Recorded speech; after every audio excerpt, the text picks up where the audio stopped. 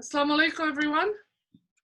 My name is Mobina Ahmed. I'll be the MC for today. Welcome to the AMUST webinar, AMUST Goes Global. This webinar is essentially inviting a number of international speakers, and they're here to give their insights and their contributions in their field, introduction to their publications, as well as comment on AMUST services, and provide information regarding cooperation and coordination on a global level. AMUST now aims to broaden its horizon further to include global issues and strengthen its worldwide reach by launching 3 new services: AMUST International, a quarterly news magazine; AMUST TV, an online community news and commentary visual platform; and AMUST Global, a community news media network. The community level local efforts should learn from each other, cooperate, and strengthen each other's efforts by credible communication and sharing the expertise, skills, and rich experience of one another. So my name is Mobina Ahmed, as I mentioned. I just want to give a bit of a background. I'm the managing editor of AMUST. I've worked in AMUST for the past 6 years. And my role in the news platform is essentially to manage it as a business, as well as to build our networks.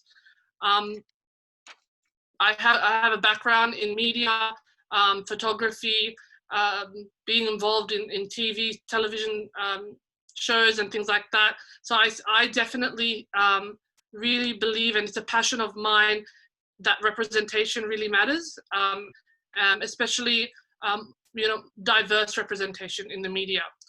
I'm going to run through the program. We have quite a few speakers from all over the world, and I'd like to begin the program actually by acknowledging that we're on Aboriginal land, and I acknowledge the traditional custodians of the land, both past, present, and future.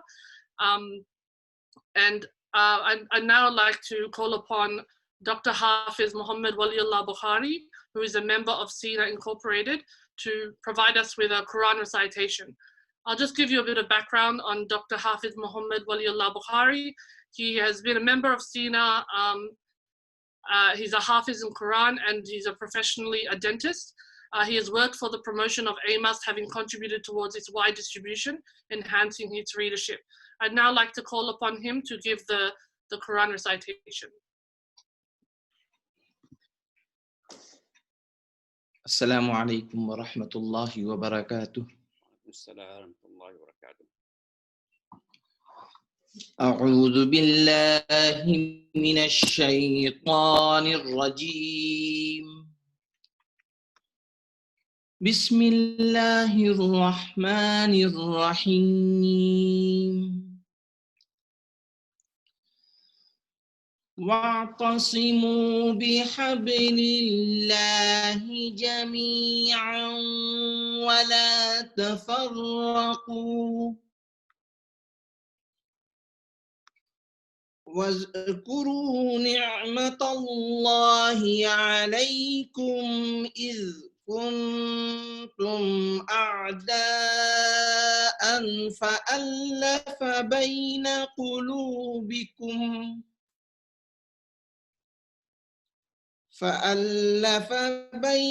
قلوبكم فأصبحتم بنعمته إخوانا وكنتم على شفا حفرة من النار فأنقذكم منها كذلك يبين الله لكم آياته لعلكم تهتدون صدق الله العظيم. Thank you very much to Dr. Hafiz Muhammad Waliullah Bukhari for that wonderful recitation. Surah Al-Imran, verse 103, is basically, when I read that, when I saw that that verse, it was all about unity and the importance of unity within the Muslim Ummah. And so I think that when it comes to working on a global level, It's very important that we are able to work with different media news platforms, different organizations who might have different objectives to us, but in a way we are able to still work together under the common goal of being a service to others. So thank you very much for that beautiful recitation. I'd now like to ask I'd now like to show the AMUST promo. So I want to show an AMUST promotional video that gives a bit of background about the core values of what AMUST represents.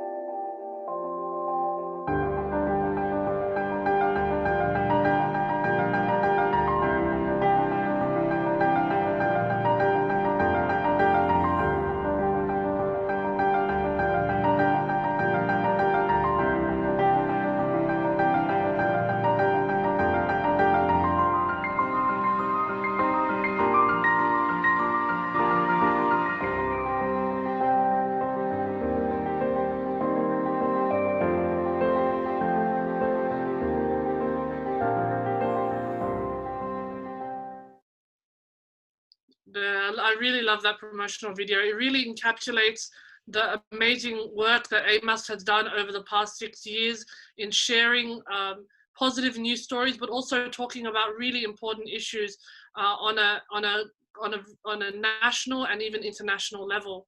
I'd now like to ask Mr. Zia Ahmed, the Editor-in-Chief for AMUST, to give a few words about his vision. I'll just read his bio before he starts. Zia Ahmed is currently the Editor-in-Chief of the Australasian Muslim Times, having published and edited a number of magazines, including Al-Iman, Ad-Dawa, Insight, Salam, and over the last 4 decades. Professionally, a biochemist with a bachelor's in applied science, biomedical science, and a master's in applied science at UTS, he retired in mid-2013 after more than 40 years of active service at the School of Molecular Bioscience at the University of Sydney. He helped found a number of organizations, including SUMSA, AIM, IC New South Wales, AFIC, IFEW, MEF, AMU Alumni of Australia, and SENA Incorporated, and has been recognized with multiple awards from the New South Wales Premier and a number of community and interfaith organizations. Please welcome Mr. Zia Ahmed, Editor-in-Chief of AMUST. Bismillah ar-Rahman ar-Rahim. Wassalatu wassalam ala rasulihil ameen. Assalamu alaikum, all panelists and audience. It's really a pleasure to address you. And we know that under the coronavirus lockdown, we are not happy in staying in our homes. But one of the benefits of that has been that we have been connecting globally. And we are taking this opportunity to connect with our friends and colleagues on a global level through this webinar. And it's really a pleasure to see so many faces of panelists, some old friends, and some people who are working in the same field. Now, I've got 3 minutes and 1 minute is gone, so I want to be very quick. You know that AMUST started as a multilingual newspaper in 1991. And then we restarted it in July 2014 as an English-only community newspaper. And alhamdulillah, for the last 6 years, it has done quite well. And it has flourished and being read. And it has been recognized by not only Muslims, but people of other faiths and no faiths as well, as a positive news platform compared to mainstream media, which only gives you the negative news. So we have actually developed the idea of positive news, of highlighting what is positive, what is good in the community is happening. And there's a lot of good happening in the community in various parts of the world. And we wish to highlight that within AMUST. You already know that AMUST produces a monthly newspaper and also a weekly email newsletter, which goes to more than 50,000 email addresses. We've got a dynamic website and a social media presence as well.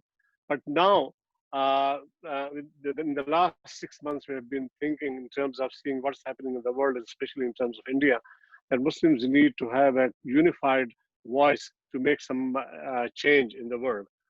And with this aim, AMUST has decided to reach out to people other than Australia as well in a very humble, simple way. So we are launching this AMUST International Quarterly magazine, which will be published every 3 months, and also in AMUST TV through online YouTube channel.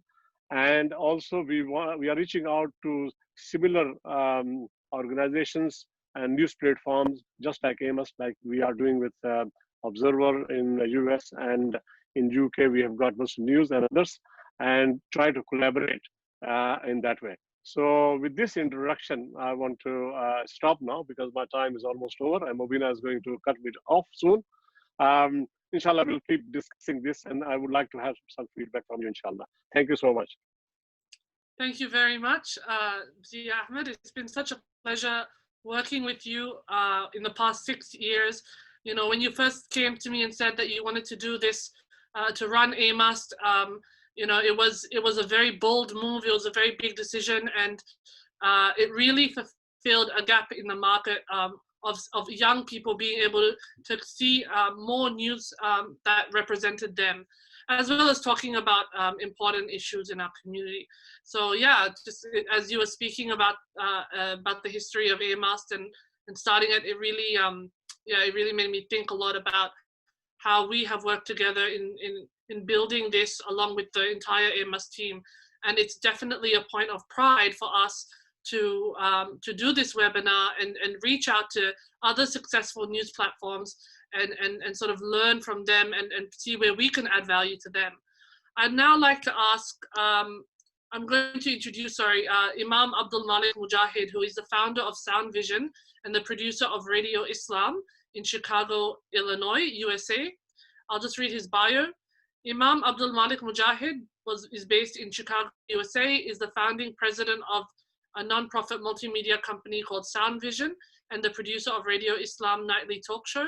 As an imam, he gives Friday sermons at various Chicago mosques and prayer locations, and has been a chairman of the Council of Islamic Organizations of Greater Chicago. He held the chair of the Parliament of the World's Religions from 2010 to 2015, and he chairs the Burma Task Force USA and is the national coordinator of Bosnia Task Force USA. We'd now like to play a video message by him. Assalamu alaikum wa rahmatullah. This is Abdul Malik Mujahid, president of Sound Vision from Chicago. Thank you so much for this particular gathering. You know, Prophet Muhammad sallallahu alaihi wasallam, he has 3 C's of success, as I have studied.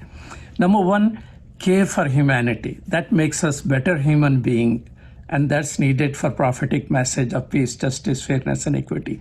Number 2, using each and every means of communication available at his time. So what will be the sunnah? Communication of his time or communication of our time? Third thing, coalition, networking, and alliances. That's how he achieves his success. It is important for Muslims to master the art and technology of communication. Everybody could do that. You know, there are Muslim influencers, there are Muslim YouTubers, there's a whole genre busting, lot of talent in our community. I continue to find out this person and that person and millions of followers here and there, but that's a jungle. Everything gets lost on the internet. How you distinguish yourself? Think of Islam Channel in UK. They started it when there used to be, I think, hardly any Muslim MP. I think there was one from Scotland, Sarwar Sahab. I met him at that time. Now they have 50 plus in member of the parliament, as well as in House of Lords, Muslim or an immigration officer, police, or wherever you go. Muslim have become part, including of the of their sports teams and everything else. I believe it has a lot to do with Islam Channel, and now they have 20 plus channels or so. There is a huge impact. And that's the reason Muslims in America have been thinking about it. Every time we plan, it becomes a $10 million, $30 million project. People have that money. There are hundreds of Muslim millionaires. You see, we don't have problem with money. We have people We have money, but that deficit is the real deficit of the Ummah. That's why Allah keeps saying, أَفَلَا تَعْقِلُونَ أَفَلَا يَتَدَبَّرُونَ أَفَلَا يَتَفَكَّرُونَ. Quran invites us to think. يَا أَيُّهَا الَّذِينَ آمَنُوا اتَّقُوا اللَّهَ وَلْتَنْظُرْ نَفْسٌ مَا قَدَّمَتْ لِغَدٍ. O believers, think. Go deep in thinking process. What are you doing for the future? What are you doing for tomorrow? وَاتَّقُوا اللَّهَ إِنَّ اللَّهَ خَبِيرٌ بِمَا تَعْمَلُونَ. Don't fool around. Allah knows everything. So everybody can have a newspaper. Everybody can have a news agency. A lot of things could be done. You could do it. Think big. Start a television. That's what we have done. MuslimNetwork.tv. Thank you very much, Imam Abdul Malik Mujahid from Chicago, Illinois. I'd now like to ask, I'd like to, before we get to our next speaker, I wanted to welcome all our viewers who are watching on Zoom and also Facebook Live. Thank you so much for coming and listening to our esteemed speakers from all around the world. If you have a question or a comment, there's a Q&A section in Zoom, so you'll be able to type in any of your questions, and then towards the end we can go through them. I'd now like to call upon our next speaker, who is Dr. Aslam Abdullah, and I'll just give a bit of his bio. Dr. Aslam Abdullah is based in Los Angeles, USA. He is currently the editor-in-chief of the Muslim Observer, a community newspaper widely circulated in various cities in America. He has studied at JNU in Delhi, having received a doctorate in communications from the University of London, and has taught at several universities and served as an imam at various mosques and Islamic centers. He has served in the past as editor of Minaret and Arabia magazines, and is involved in interfaith dialogue and appeared on many TV and radio shows, and regularly writes at drislamabdullah.com. Please welcome Dr. Aslam Abdullah.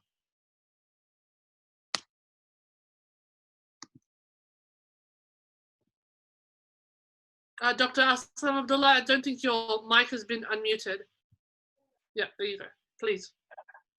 In the name of God, the most gracious, the most merciful, I greet you all with the greeting of Islam. Assalamu alaikum wa rahmatullahi wa barakatuh.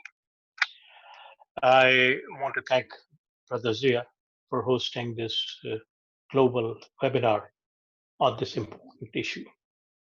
Without talking about the need of this forum, just want to make 4 quick suggestions. That this group that he has invited to dialogue today should be given some kind of a structure so that it could continuously meet from time to time to discuss issues pertaining to coordination and cooperation among various media outlets in the world. So that is one thing. Second thing, I would also suggest, I believe that there are certain vice chancellors from universities that if they could think in terms of offering a course online to international students on the ethics of media from an Islamic perspective, and also initiate some kind of study in their universities through media departments to develop a comprehensive directory of Muslim media in different parts of the world that would definitely help us move forward.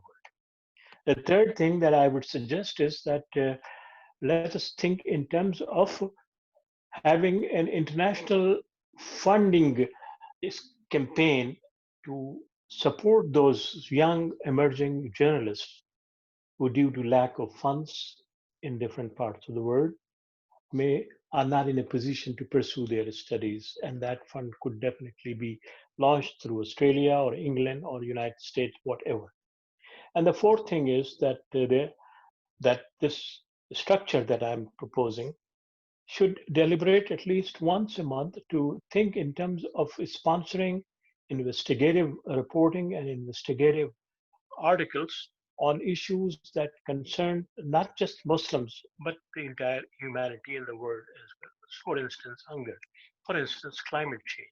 For instance, unemployment. For instance, the exploitation of the marginalized and the weaker sections. Because if you look at, in reality, the Muslim media usually focuses on only Muslim issues it has rarely touched upon the issues of humanity in general. And if you do not cover the broader issues, you are basically being irrelevant to the people at large.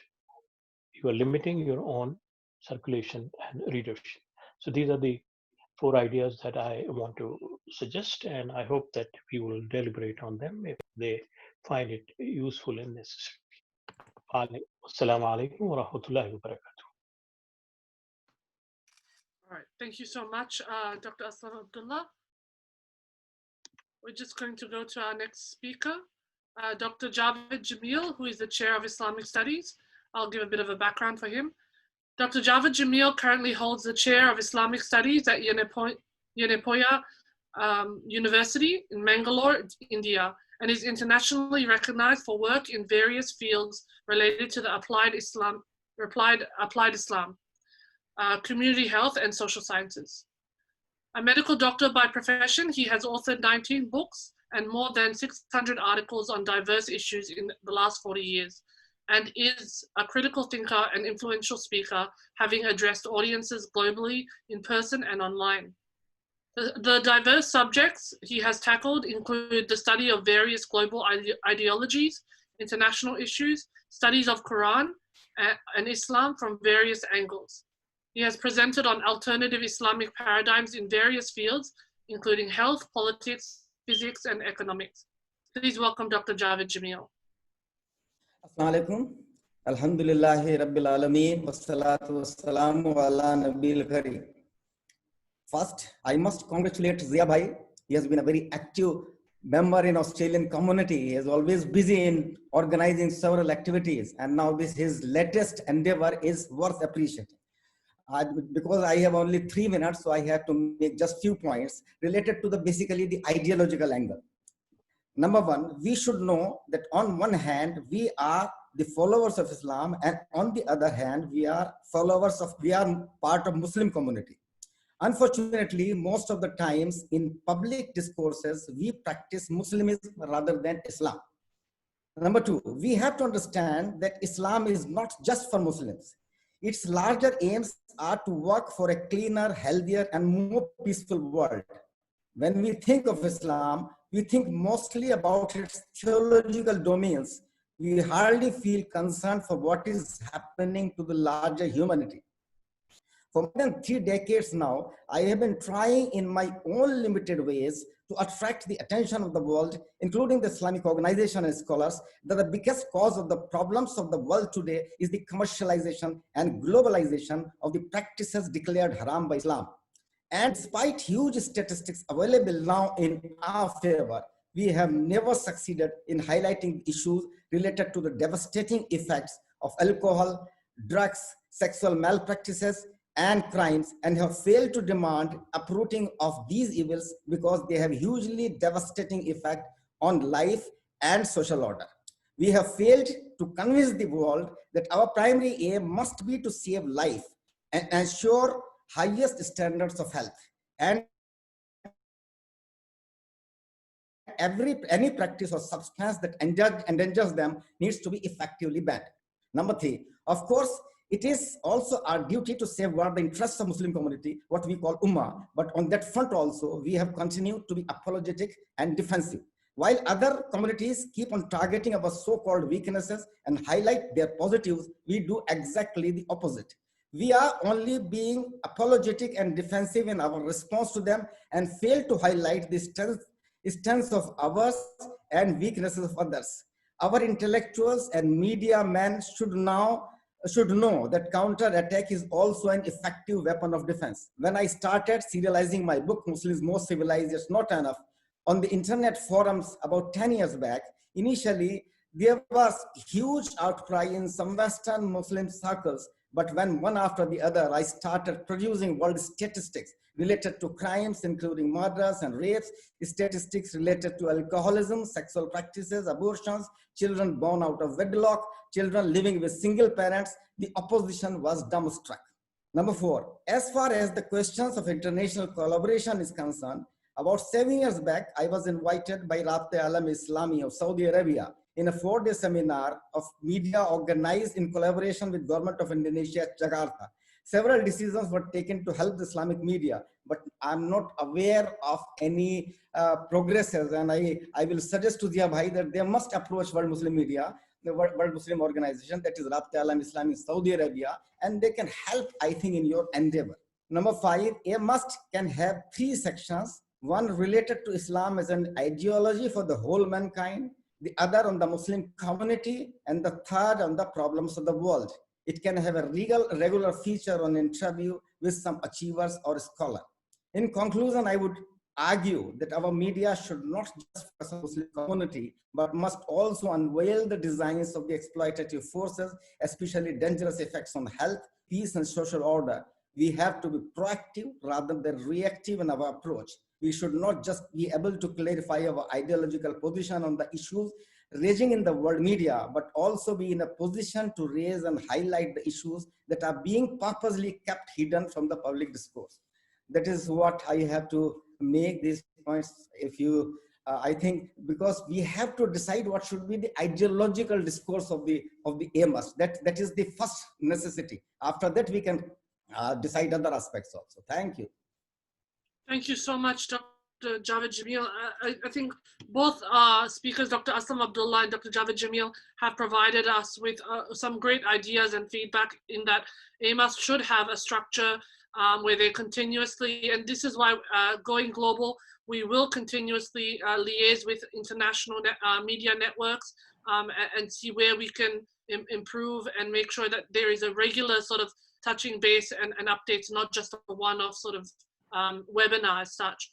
And what Dr. Javid Jameel said about, you know, AMUST should have its own ideological discourse. I think you're absolutely correct. And I'm really looking forward to expanding more and listening more from you in our Q&A session about, I have a few questions of my own that I wanna ask you, but we'll have to move on to our next speaker. Just to give you a bit of a heads up, 2 of our speakers were unable to attend due to unforeseen circumstances. They're unwell, Mr. Sikandar Azam and Gulhan Yoldas. So we wish them a speedy recovery. I want to just head off now to our next speaker, all the way in Malaysia, Professor Dr. Khalid Youssef, Vice Chancellor of UCSI University of Kuala Lumpur. I'll give a bit of a background to him. Professor Dr. Khalid Youssef is currently the Vice Chancellor of UCSI University based in Kuala Lumpur, Malaysia. He was instrumental in establishing Islamic study circles, USRA, while a student leader during the late 70s in Australia. A medical graduate from the University of Melbourne with a postgraduate degree from the UK, he has been a senior consultant, cardiologist, academic, and researcher holding a membership of medical professional bodies in Malaysia, Australia, UK, and the USA.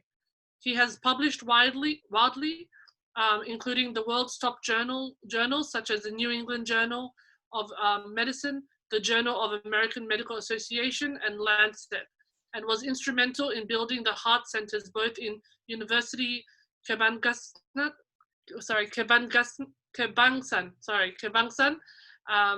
Malaysia, UKM, and in University Technology Mara, UITM.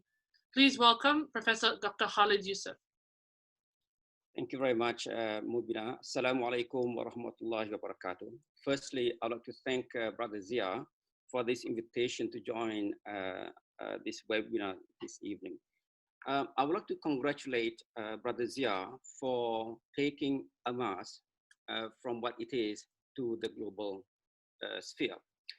Now, in moving forward, I think we should be thinking of what AMUST and the Muslim community can contribute to the world community. At the moment, the world's communities are being affected drastically by COVID. A lot of thoughts are being put out with respect to what will be post-COVID. Where is the responses from the Muslim community? What sort of community should evolve post-COVID? Well, there are a few things. First is that it looks like that COVID had provided us with a new appreciation of the importance and the possibility for collaboration. In what way we could further enhance this collaboration? Yeah, so I would presume that AMUST will not just be a news outlet. It's more than that. It's not just looking after trying to correct fake news, but it's more than that, to share what Muslims have got in shaping up the world community. And that's very possible because everybody wants to shape up the world's community. So first is collaboration. Second is collaboration in what? Now, of course, in our case, it's values and knowledge, very important. And also to contribute to the community, to the environment, to the way that the community has been going on. For example, consumerism has grappled the world far too long.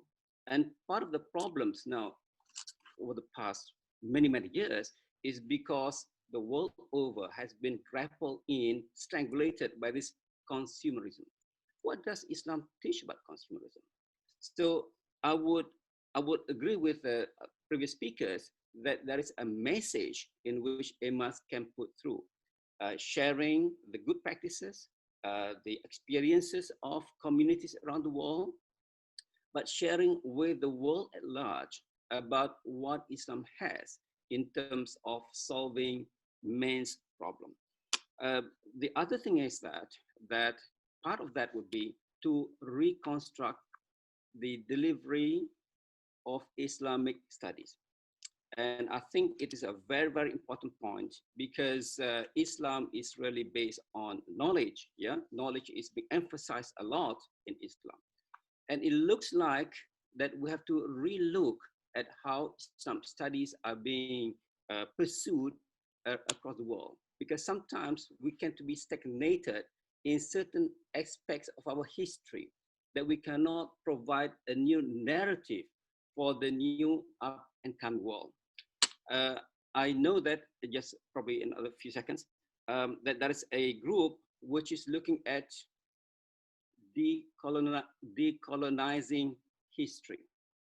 History is written by the victors. So it's about time for us to re-examine history and look back, how is it that the Islamic golden age could be achieved? And could that be reinstituted? Yeah. So our contribution would be values. We should be looking at bring back kindness to humankind. Problem with humankind is that by and large, we have moved away from being kind. Yeah. So those are the things that we have a lot to put in. We have a lot to share between us and to share with non-Muslims. Everybody wants to have a good life. The question is, what is a good life? Sustainable, good neighborliness, and so on and so forth. I think I will stop there. Thank you very much. Thanks. Thank you so much. Thank you so much, Professor Dr. Khalid Youssef.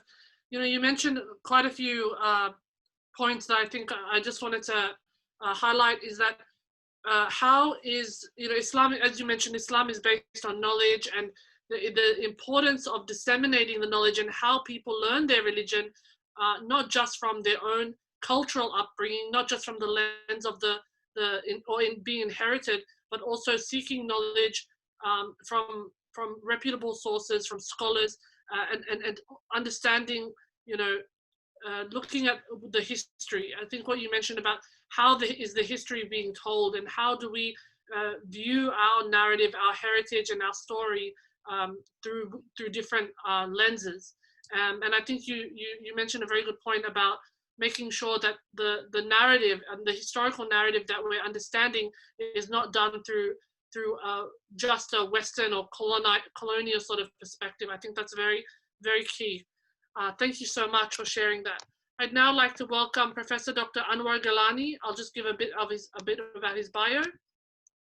Professor Dr. Anwar Galani is currently the Vice Chancellor of the University of Manipur in KP, Pakistan, having worked for 30 years as a Professor of Pharmacology at Aga Khan University in Karachi. He obtained his PhD from the University of Sydney in 1985 and has occupied top national ranking in pharmaceutical sciences, and is a recipient of several national and international research awards in his field. The government of Pakistan has conferred him the title of Distinguished National Professor, Lifetime Academic Achievement Award, and 2 civil awards, the Pride of Performance and the Sitara-e-Imtiaz. Please welcome Professor Dr. Anwar Galani.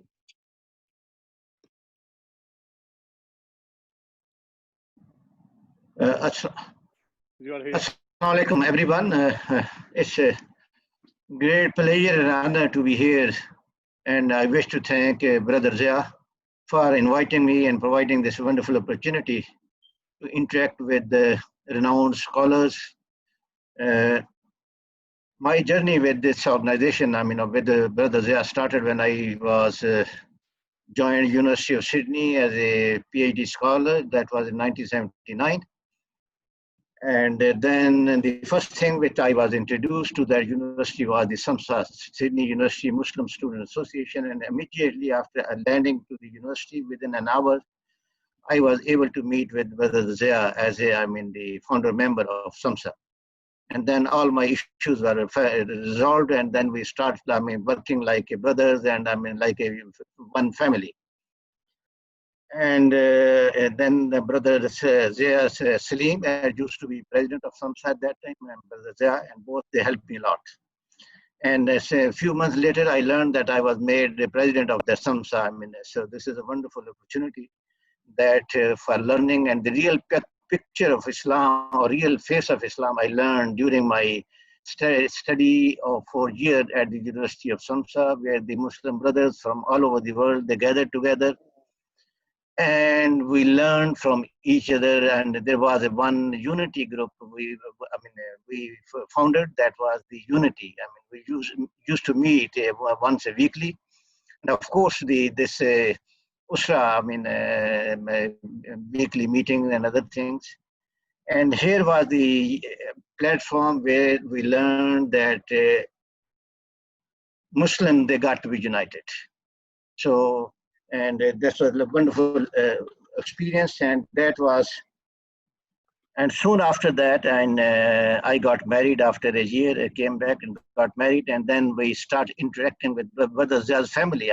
That was a wonderful experience. And the support my wife and I got from that is long lasting. And of course, I think I should I would be failing in my duty if I don't mention Brother Zia's father, Dr. Ishfaq, who is a learned scholar, and I learned huge from his mentorship. I was so lucky that I had his mentorship and Brother Zia's family. We used to meet, monthly meeting, study circles, and many other things. And the best thing which I could, recall during my 4-year stay was this relationship with this Brother Zia's family. And I had the opportunity then later on to visit Australia and also witness that multicultural, Eid festival. I was there once. I could witness how effective that forum was. Bringing all Muslims, of the Sydney together and presenting the real picture of Islam that, we all know the Muslims are considered, by some media to be the extremist. Negative picture of Islam is always, there. But through this media or through this platform, it was learned. And also at that forum, I could witness some, the Australian government officials were invited. And they witnessed this Islam is not merely, Islam is the real religion of peace, harmony. And not only, this is extremism is not the real face of Islam.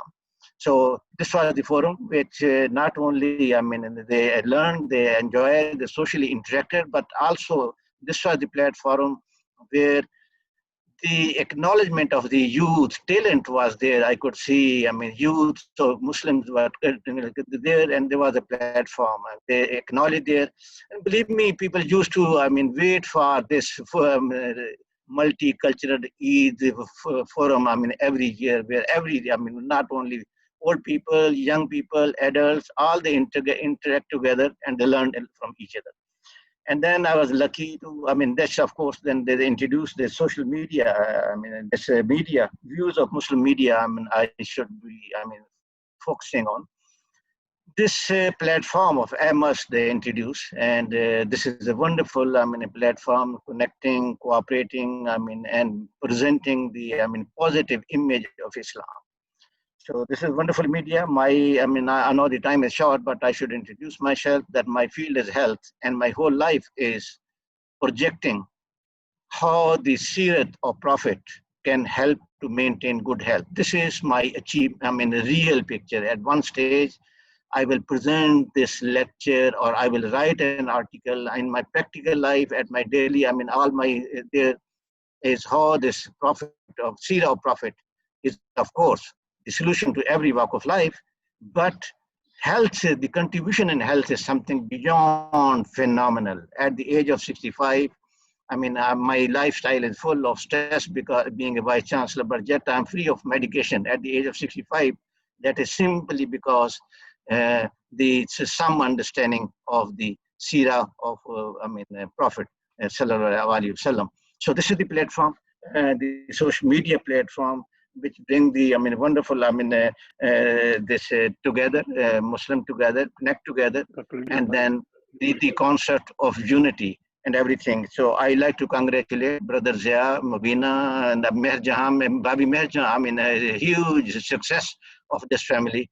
And Rubina, I used to receive emails from Rubina. This whole family, mashallah, is working together, and they present the model where the whole family is involved, in projecting Islam and everything. So, Brother Zia, and I like to, congratulate you and pray that may Allah give you further strength, you and your family, to continue doing this good work and providing this platform. It was wonderful to see Brother Youssef and many other scholars of international level. And let's continue working together and using this platform for the welfare of this Muslim Ummah and this society. Thank you. Jazakallah. Ameen. Thank you so much for your prayers and your du'as. And it is very, very good that you're not taking any medication at your age. That's great. Well done. Thank you for sharing that. It's very inspiring, and I think that reminder of having good health and how that is linked to our religion was really beautiful. So thank you so much, Dr. Galani, for sharing that. We've now got one of our next speakers, Mr. Ahmed Versi. Mr. Ahmed J. Versi is the publisher and editor of the Muslim News in London, UK, a parliamentary gallery and press lobby journalist, and consultant to the British Muslim leaders in the UK policymakers, both government and opposition, and to politicians and to the media on British Muslim affairs. He has been a regular speaker at international conferences covering Islamic issues at the local and global level, and focuses on media representation and manipulation. The Muslim News was founded in 1989 and has been published consistently for more than 3 decades and reaches over 150,000 people in the UK alone, having the largest circulation of newspapers for not only Muslims in Britain, but it is also the largest circulating ethnic newspaper. Welcome Mr. Ahmed Versi, and please begin. Assalamu alaikum. I'd like to thank Zia for inviting me to this event, and I think it is a very, very important event because we all are working in our own fields, in our own countries, and it is quite important that we work together internationally, because there's so much that we all can contribute. And of course, most of the speakers have already talked about what we can do together jointly. So there's very little to say, but I think the main issue confronting us internationally and locally as well is the way we are portrayed in the media, called Islamophobia. And this Islamophobia makes a huge impact on the society, because when there's so much negativity being portrayed about the community, the impact is that there are, on the ground level, especially, we have attacks, discrimination, attacks on the community, especially the Muslim women, because they are the visible form of Islam, are wearing the headscarf, or mosques are attacked because they are, again, the visible form of Islam. So these are the challenges that we face. And I think it is important that we have an alternative news.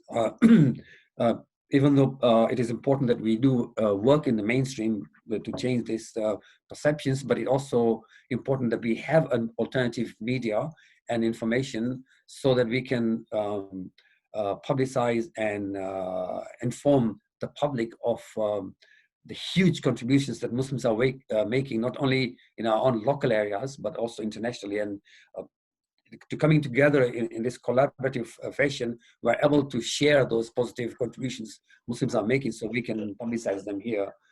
The Muslim News has been, from the day one that we started publishing a campaigning newspaper, and by campaigning, I mean, things have not changed. At that time, we were campaigning to get rights, because in the UK, there was no rights for the Muslim community, because all the legislation was about racism, but there was no legislation for religious discrimination, which the Muslims were facing then and are facing now. Of course, by campaigning as a paper and with the communities, we were able to change legislation in the UK to bring about this change of legislation. And for the when Muslim News was about 10 years old, so we thought of how to celebrate our 10 years in existence. So we came up with this suggestion to have the award ceremony to acknowledge Muslim contributions and non-Muslim contributions to the society. So we started the award ceremony in year 2000. We have been going every year, where we have like 500 to 600 people come to in a hotel to talk about the positive contribution, and then we publicize it to the media. We have about 15 awards, from education to health to technology to sports to media. So because there's so much positive things that Muslims are doing, which we need to highlight. So what we do is we have the award ceremony. The other thing that I think to collaborate internationally, every year to be an international Islamic women's sport. And what used to happen is women from Muslim countries were participating, but they did not have anyone from non-Muslim countries. So then we argued with this international body to allow Muslim women from non-Muslim countries. So then they agreed, and they changed the constitution. So we had from the United Kingdom, and later on from different parts of the world, including Australia, to participate in this Islamic women's sports issue. And the other thing is when we want to bring the issues of our concerns to the mainstream public, to the other public, as Dr. Aslam Abdullah said. So we started a few years ago with Dr. Sadiq Khan. Now, at that time, he was a member of parliament and he was in the government. Now he is the mayor of London, to have a regular discussions in parliament with the government officials, i.e. Secretary of States and opposition leader, to discuss about the Muslim concerns. So this way you are reaching the top, right to the top, about the issues. So we continue to do it for about 3 to 4 years till, of course, the Labour Party lost and the Conservative Party came into power, who are still not that much appreciative of having such kind of debates. So we have been doing that, and we have done a lot of other things to be able to do it. And I think, even though if you're a Muslim media, you can do a lot to bring about a change in the community, as we have done here in the UK, including internationally as well. So for example, when Saddam Hussein invaded Kuwait, he had taken Muslim and non-Muslim hostages. So what we did was, as a Muslim community here, is we sent a delegation, and Muslim News was part of the delegation, to report on the issues, led by Cat Stevens, Youssef Islam, to Saudi Arabia, Jordan, and Iraq, to try and bring about this, to get these hostages released. And by negotiations with the Iraqi government, we managed to get them released. So you can see, as a Muslim community in your own country, you can do other things which can help when something happens in another Muslim country, for example, by taking a very proactive role. So, it is not only the news, but also I think it is important that we get involved in other issues as well. So I just thought I'd just give some ideas.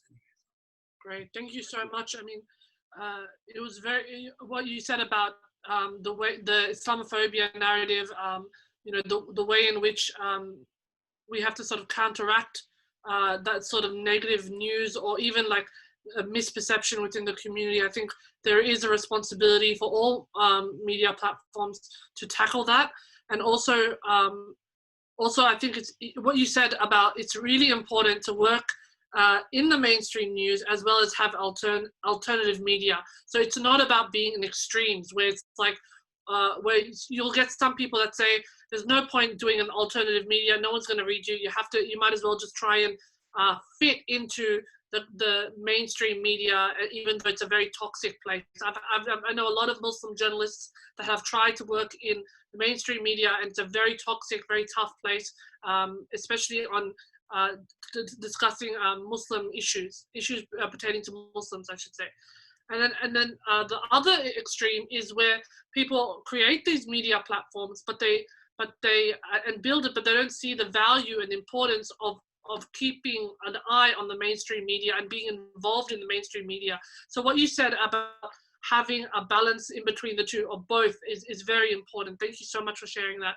And just your words about, you know, it's really, like, I was inspired when you said that Muslim media news outlets can bring about change. I think even though we're not as big as the mainstream, you know, it takes a lot of work to build your way up, to get that level of influence, to get people to start reading and respecting your platform. You know, with AMUST, when I think about the beginning, it was really tough to get people to submit to our news platform, and it felt like we weren't able to make much change. But in 6 years, we now have 150 writers, and we've built so quickly. It's been quite amazing. So this idea that we do have that power, we do have the influence to bring about change to our community nationally, and the example you gave with Cat Stevens leading that delegation was great. Thank you so much for sharing that. I now would like to call upon Meher Ahmed to give a vote of thanks, and then we're going to jump onto the questions because we've received quite a few questions from our viewers. So Meher Ahmed is the president of a non-profit organization called SINA Incorporated. It is the publishers of AMUST, based in Sydney, Australia.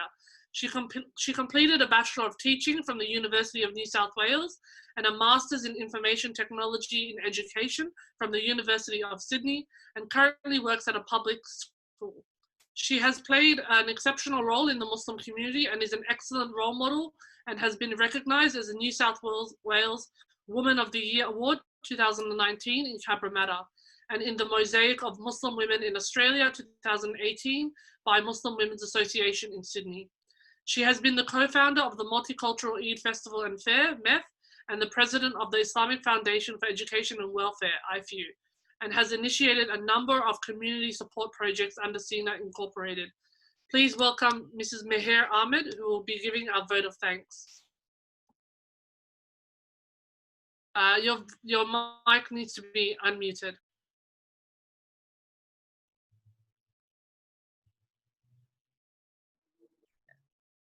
All good. Assalamu alaikum. Thank you, Mubina, for your kind introduction. Wow, what an excellent webinar we have had today. I would like to give thanks to all of our esteemed speakers from all over the world. The AMUST team and I decided to run this event as a reminder of the power of media from diverse voice, and give hope that we as a global Ummah Muslim community need to be united. Therefore, I sincerely thank our speakers who have sacrificed their precious time in different time zones for this event. Thank you, Mr. Ahmed, who I've got, yes, Imam Malik Mujahid, Dr. Aslam Abdullah, Dr. Javid Jameel, Professor Dr. Khalid Youssef, Professor Dr. Anwar Galani, and Mr. Ahmed Versi for sharing your insight and wisdom. Thanks to Dr. Hafiz Waliullah Bukhari for opening the webinar by reciting the verse from the Holy Quran. I would like to thank Zia Ahmed for managing his global contacts, coordinating through different different time zones and inviting the speakers. I thank our MC, Mubina Ahmed, for doing a great job in running the session. And a special thanks to Rubina Ahmed, the talented graphic designer who has looked at the design and technical logistics, and probably you have been bombarded emails from her. Yeah, a great team member. As the president of SINA, publishers of AMUST, we are so excited to be taking AMUST to the next level with 3 new projects. Overcoming the challenges has been quite a journey, and we as a small team are well connected and learning. We believe in being intentional on why we devote our time to building this media platform and our purpose in serving others. I would also like to thank you, our viewers on Zoom and Facebook all over the world for watching. I hope that you have enjoyed the webinar. Thank you for your support in making AMUST one of the most influential multicultural media platforms in the world. Lastly, I would like to thank the AMUST team for their commitment and their dedication in organizing this webinar. I hope you will enjoy the Q&A session, which will be happening soon. Assalamu alaikum. Great, thank you very much, Mrs. Meher Ahmed. Now we're going to get to the Q&A. I'm sure a lot of our viewers are really looking forward to hearing the answers to their questions. We've received a couple comments from Jane Jeffers, who said the 3 C's are wonderful building principles: care for humanity, communication by whatever means, and coalition and collaboration, guiding principles. Yeah. So thank you very much, Jane Jeffers, for that comment. Now we have a few questions. So I guess this question, we can give it to you, Brother Ahmed Versi. In the current situation across the globe, where Islamophobia is rampant, can we expect this initiative of AMUST and other media news networks to present Islam in its pure form without diluting to Muslims and non-Muslims alike, regardless of whether it appeals or not to the mainstream media, politicians, and secular leadership? What are your thoughts on that? Oh, sorry, you're muted. You need to unmute. Yeah, I think it is important that we do have this to try and present an alternative view on about Islam and Muslims. For example, majority of the people in the UK, when there was surveyed, said that they get the knowledge about Islam and Muslims through the mainstream media, like Times, Guardian, and so on. So you can see how much negativity there comes up. I think the best thing is for the media like AMUST and others to collaborate with politicians and with the mainstream media for example, to organize training sessions for the media, to organize events, and for example, like we do the award ceremony to acknowledge positive contributions to Muslims, and we invite all these journalists and politicians to your event and try and show them an alternative. So I think by that you're educating the politicians and the mainstream journalists. And I think it is also important, like I think one of the speakers did mention, is about to work with the education department in your countries to try and change the way Islam and Muslims are portrayed in education, because especially about in history, there's hardly anything that is discussed about what the contributions Muslims have made and what Muslims are all about. I think it's mainly very negative things that which are published, which are taught in the schools as well. Because when a journalist is educated and he or she becomes a journalist, sometimes they don't do things deliberately because they're being taught so much negativity about Islam and Muslims in the universities and schools. Is that subconsciously they become very, they think that this is what a Muslim should be, or this is what Muslims do. So I think it is important that we also work with the education departments in our respective countries to try and change those perceptions. I'd like to ask all our speakers to unmute themselves. So you feel free to jump in if you want to add something. So yeah, all the speakers to unmute themselves. Zia, what do you think about the responsibility AMUST has towards Islamophobia and making sure it's not diluted and not appealing to the mainstream? Well, there are two approaches. One is the positive approach, the other one is the negative approach. So the positive approach is that through publications like AMUST, we need to give the positive image of Islam. So we highlight what good things Muslims are doing. Because you see what happens in the mainstream media only highlights our weaknesses, as Dr. Javid Jameel was saying as well, that it highlights our weaknesses. It never portrays our strengths. So one thing which we can do as Muslim media is to actually highlight our positive things. And in AMUST, in the last 6 years, we have actually highlighted a lot of positive things which Muslim community is doing. But the problem is that among the Muslim community, one hand does the good work, the second hand does not know about it. So we need to share this news, the good news needs to be shared. And that will, and I think that is appreciated by non-Muslims very much. We receive letters and comments on the AMUST platform by non-Muslims who say, oh, we are so happy to see that Muslims have done this. They have achieved so much in education. They have done so much charitable work, and Muslims have done so much charitable work during bushfires in Australia and during COVID-19. And AMUST actually highlighted some of these good things which Muslims have done, supplying water and food during this lockdown, and especially bushfires. So I think that has created a lot of good image of Muslims. Second thing which we need to do is that the troublemakers, the far right extremists, when they are talking about Islamic media, Muslim media, or sometimes politicians who tend to use Islamophobia to get votes, we need to highlight that and call it when it's, something is wrong, and appeal to the people who are fair-minded and all that, and point out, look, these people are showing something hatred, and they are creating hatred. For example, take the case of Christchurch massacre.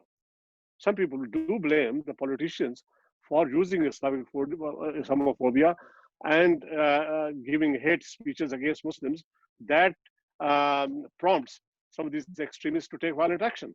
And so we need to appeal to the mainstream people, good people, that look at Islamophobia as not good for the society because it creates hatred. So I think this is a two-way approach, which I suggest we should be doing. Thank you so much. Dr. Khalid, Youssef, what were your thoughts on Ahmed Versi's comments about how it's very important that we look at how journalists are being educated on Islamic, on Muslims and Islamic issues? What are your thoughts on that? Thank you very much. I think Brother Zia had a lot of work on his hand, fitted, yeah, because there is really a lot that needs to be done. And for that, I think a comprehensive overall perspective needs to be worked out with specific priorities. If not, we might be shuttled into doing something and forgetting the rest, you know. Yes, certainly it's important for us to counteract negative views. Most of them are fake, not real anyway.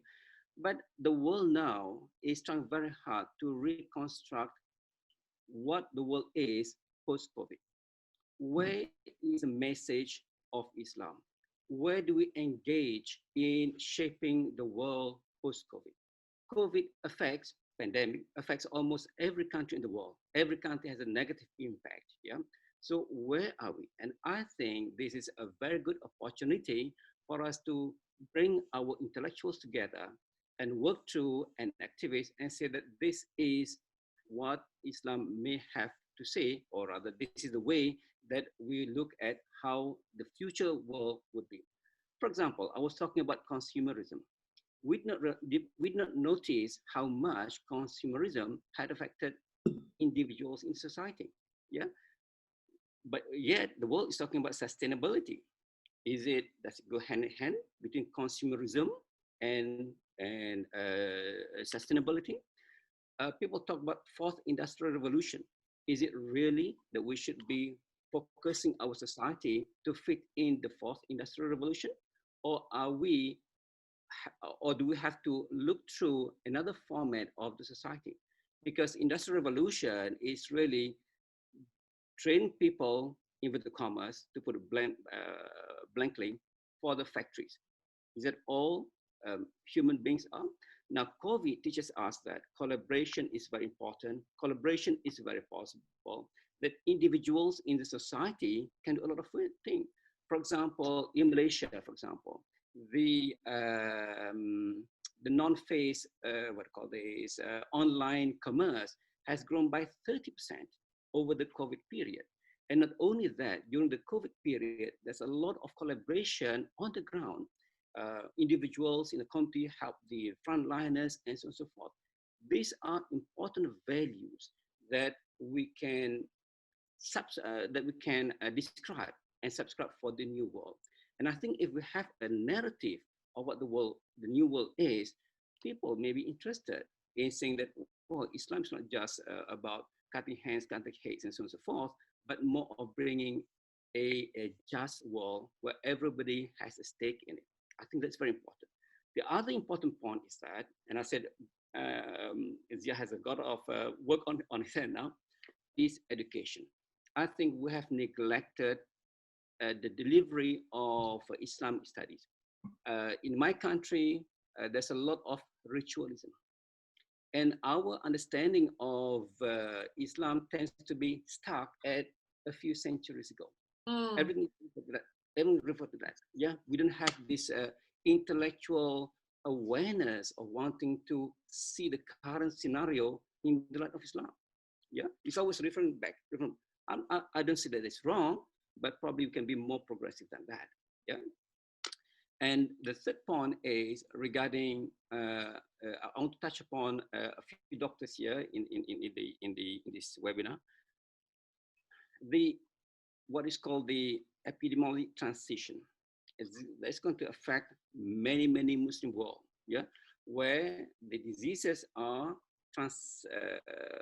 changed from infectious diseases, I'm talking about pandemic, to non-communicable diseases. Yeah, it's going to affect many countries, and we can see that around the world. How are we to make sure that that this can be handled properly, so that we will not be victims to this onslaught of non-communicable diseases? So at least 3 areas are of importance to me, yeah, that if we have a message, I think people are very interested. Yeah. Not just Muslims, but even non-Muslims across the world, because people want to have a good life. Thank you. Thank you very much, Dr. Youssef, for sharing that. We have a few questions, so we're just going to try and go through them as quickly as we can. To Dr. Javid Jameel, what is the solution for the current crisis in India? What are your high-level 3 points?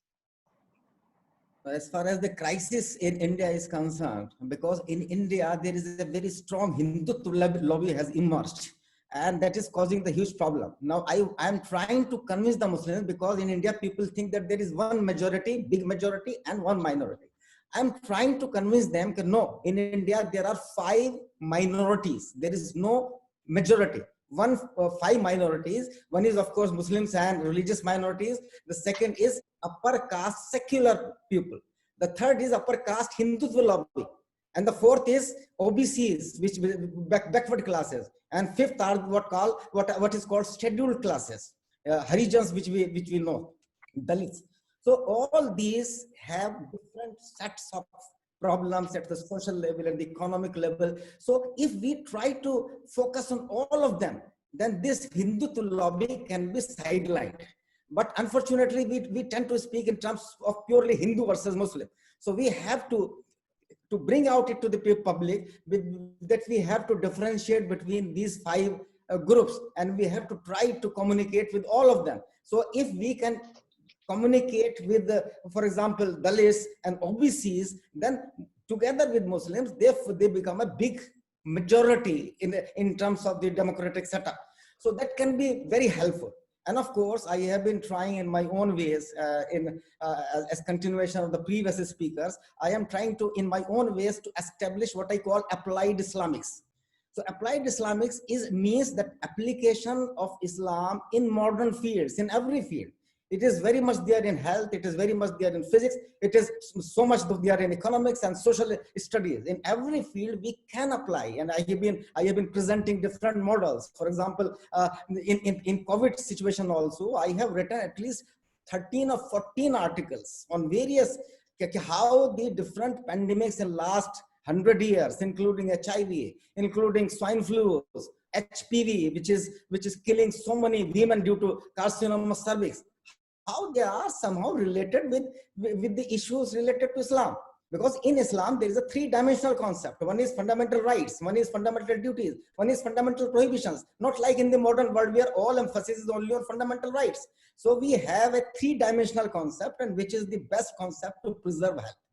So in India, specifically, we have to concentrate on trying to come together with other people who are like-minded people, and to try to isolate the lobby which does not have a strength of more than 20 or 21%, more than that.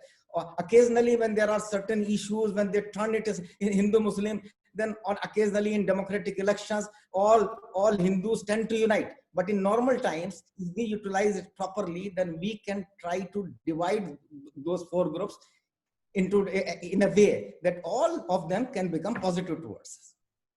Thank you very much. Thank you so much. I'd like to jump to Dr. Aslam Abdullah. How should this international media, Muslim media network function?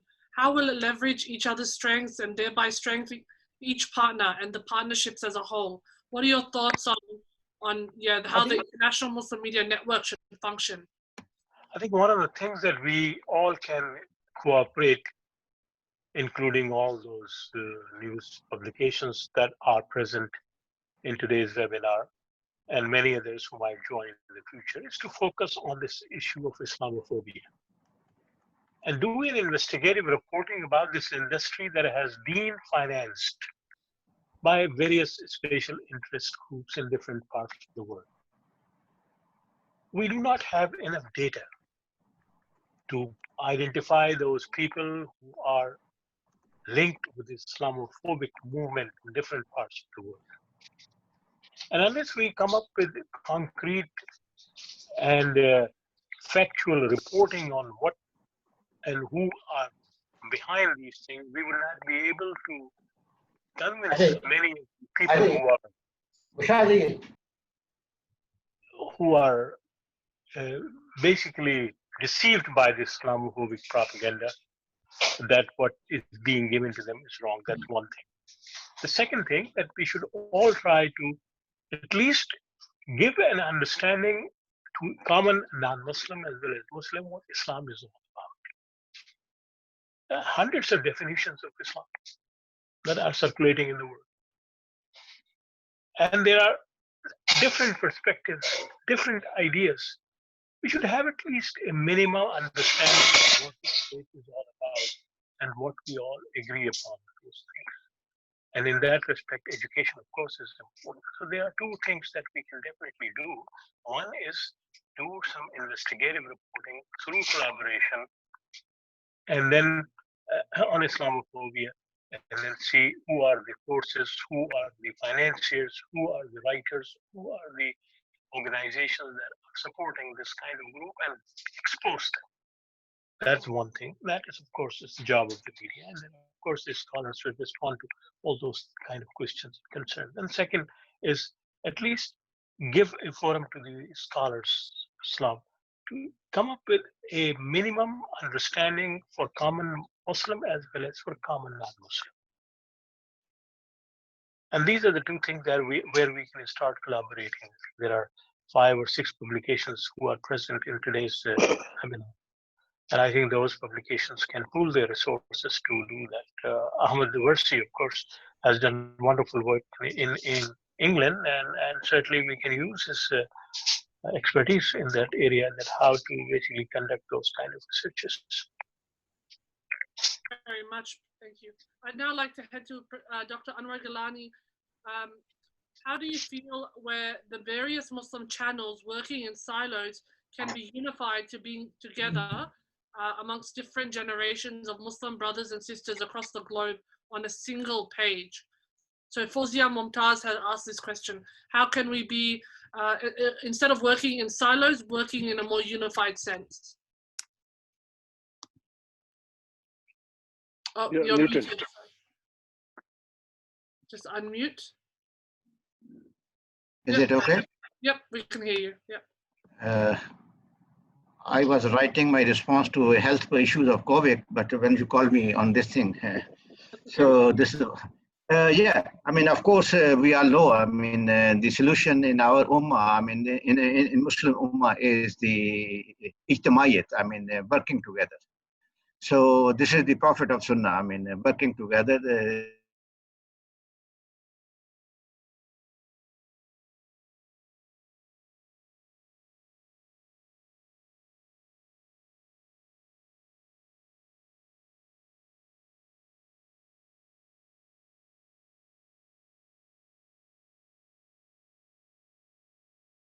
Of Allah subhanahu wa ta'ala. So there's no two opinion.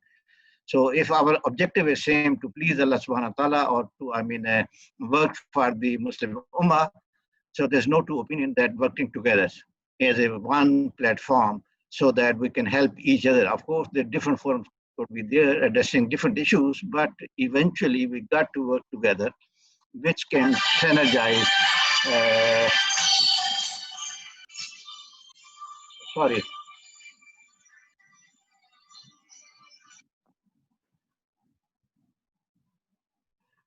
Yes, I mean, so there's no two opinion that working together is the solution, as our, I mean, religion tells us to find the solution. And this platform that you have provided, that could be one of the useful platform to give very clear and strong message to our brothers and sisters working in isolation. Let's work together. Let's work together and join hands for the sake of the bigger, I mean, objective that we have, inshallah. Thank you. So, all right. Thank you very much, Dr. Galani. If you could provide your written response to the question regarding the COVID-19 vaccine, that would be great. Yes, I'm writing. Wonderful. So we do have another question for Dr. Javid Jameel by someone called Abs. This initiative is a fantastic opportunity to present Islam as an alternative, as all systems like capitalism, secularism, nationalism has failed in the world. Racism is the order of the day, with Muslims and non-Muslims suffering. What is your call on this to Dr. Javid Jameel? We know it practically that Islam is for the whole world. Now this concept that Islam is for Muslims, that has to be, first of all, we should give it up. Islam is for the whole world. And when Islam, as I have previously told, that Islam provides a three-dimensional concept: fundamental rights, fundamental duties, and fundamental prohibitions. Unfortunately, the constitutions all over the world, there is no constitution in the world which can provide a chapter on fundamental prohibitions. So this is why there are so many problems occurring in the world, despite so much technological advancement, despite so much. Because market fundamentalism, because economics, what I call economic fundamentalism, that economics has become superior. Everything is being decided at the world level, even in the national governments. Everything is decided on the basis of the interest of the market, on the basis of the interest of the economic forces. So that is creating huge problem. And the amount of economic disparity is also increasing day by day. So all this, we have to bring out a concept where Islam is presented for the world of unity. We should not always, it is not necessary that always we use Islam. We can sometimes indirectly convey the message of Islam. For example, there are several books of mine. Recently, 2 books have been published. One was Economics First or Health First, and the other was Justice in Prison. Economics First or Health First, that was purely inspired by Islam. But if you go through the book, it is hardly ever anything related directly to Islam is mentioned, but it has presented an alternative paradigm of health, which I call dynamic paradigm of health, which can ensure that the health of the people, the current dynamic of health, the current paradigm of health is totally controlled by market forces. They are deciding the policies. So once we recognize the real cause, then we can present Islam as an alternative for the whole humanity, for the whole world. And for this purpose, we have to bring all religions together. We have to try to bring Christianity, Buddhism, Hinduism, even Jews. Normally people talk very ill of Jews, Muslims, but I believe that even Jews should be taken on should be taken along in this endeavor. So if we try to bring all Muslims together and we present to the world that these atheistic concepts and religious concepts which are ruling all over the world, they have to be challenged, and they have to be challenged in a way that we are not offensive. We do not need to use offensive language. We do not use to use hatred for anybody. We have to bring out this message as a message for saving the humanity. We have to prove, because now we have lots of statistics related to health, lots of statistics related to economics, social affairs, that we can present to the world that this is what you have achieved through your so-called advancement. But if you could have followed the principles of Islam, that three-dimensional concept, fundamental duties, rights, and prohibitions, then these problems would not have arisen.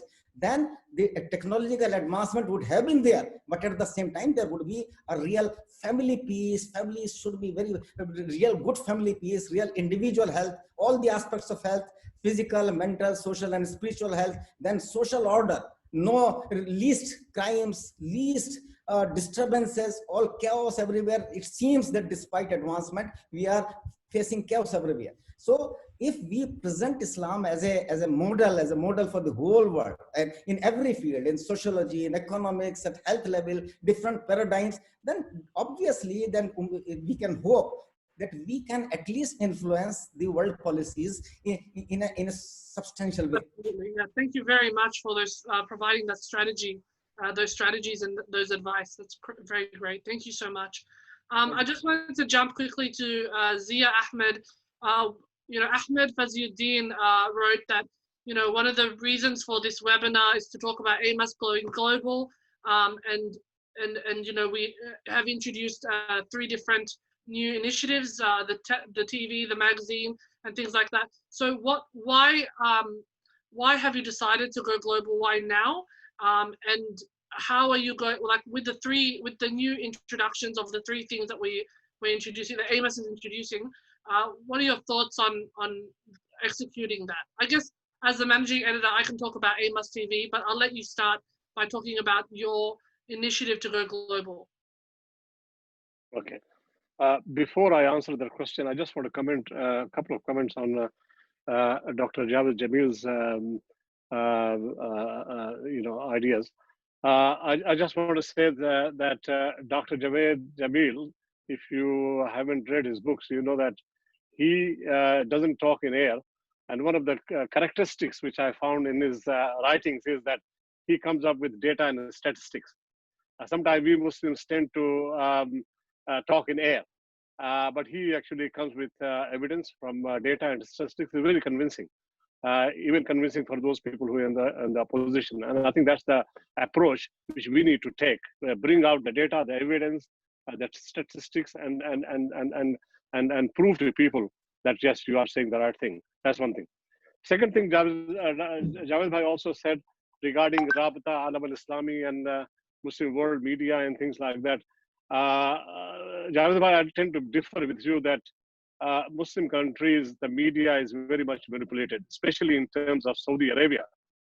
You know how Mohammed bin Salman in Saudi Arabia is manipulating Saudi Arabia, and how they control various and buy various media outlets. So that's one thing which we have done on AMUST platform, is that we have not, we have made it as a volunteer-based non-profit organization, and we have refused to take donations. There were people who said, we'll raise funds for you, you are doing a good job, and let's gather some money for you. And I said, I don't want to have that model. I don't want, that hand, and this. I don't like this hand. Okay, not I don't like this hand. I like this hand. So we have, alhamdulillah, we have developed a model in the last 6 years, which has been sustaining, self-sustaining and highly successful without raising funds, without accepting donations, by means of Australian value of volunteerism. And Australia is very strong in terms of volunteerism. And we have used that. And alhamdulillah, we have got, as Mobina said, we have got more than 150 writers who, as volunteers, are submitting their articles online by themselves. And we are just editing them. And a lot of people in technical terms of distribution and all that, they are using it as a volunteer. So we are meeting our costs, which are printing and distribution costs, by advertising. And we have spread AMUST so widely that the advertisers who are always interested in their, in money, they feel that yes, by advertising AMUST, they are going to get their money back, the investment back. So this is the way we have developed. Alhamdulillah, now it has become quite a sustainable project. So we don't want to involve Muslim organizations and beg for money from anyone, because that has backfired. Okay. We have to wrap up soon. Sorry. If you just want to Okay. give I'll come back to the question. So who was the questioner on this? Is that Fauzan? Who was it? Okay, it doesn't matter. It doesn't matter. No, yes. Ahmed Versi asked, he wanted to know more about AMUST TV. Yeah, so I think Mobina will talk about AMUST TV. So we have just floated the idea, we have been discussing this for the last couple of months under COVID lockdown, that we need to, with Australian Muslim Times, many people in other parts of the world will say, well, why we want to know about what the Muslim community is in Australia. So we thought that since we have got the skills and the reach now, so why not we start to reach to a global audience and provide them with some news and views, especially, and tackle issues which concern the Muslim community globally, rather than just for Australia. So very humbly, in a very small way, we are going to move towards that. And there are three things we want to do, as we have elaborated. One thing is to basically reach out to people in US and UK and India and other parts of the world. There's humble media efforts to collaborate with them, share their articles, share their news, and share also in terms of various campaigns against human rights and so on and so forth. So do that. Second thing is that many people don't like reading, and especially Muslims, they are not very much interested in reading, unfortunately. So they like watching. So we thought that is, rather than just using the paper or reading platform, we use the watching platform as well, and develop some sort of a small way our news is displayed in terms of on a TV through a TV channel through the YouTube, and so people rather reading news, they can actually watch news. Okay, which a lot of people want to do. That's the second thing.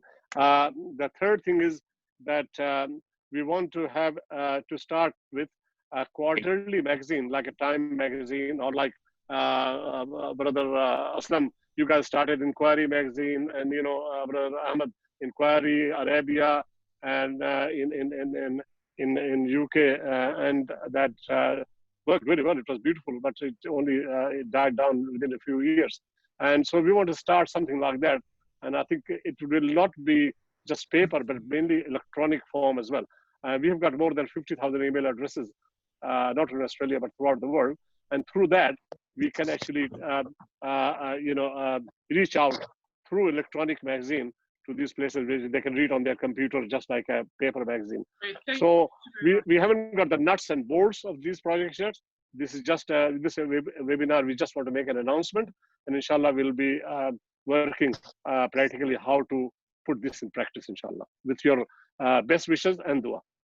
Thank you, absolutely. You've covered it very well.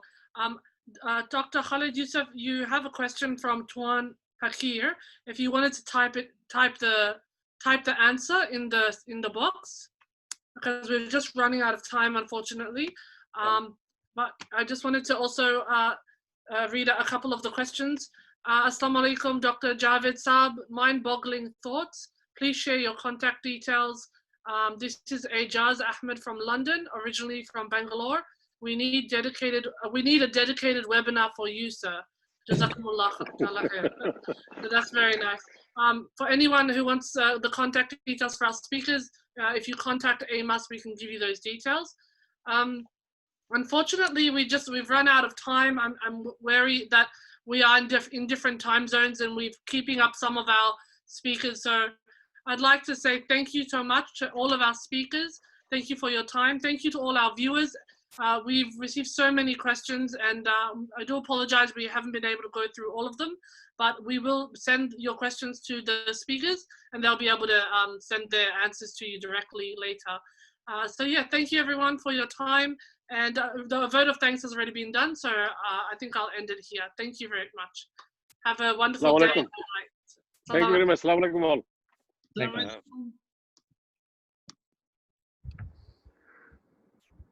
Assalamu alaikum.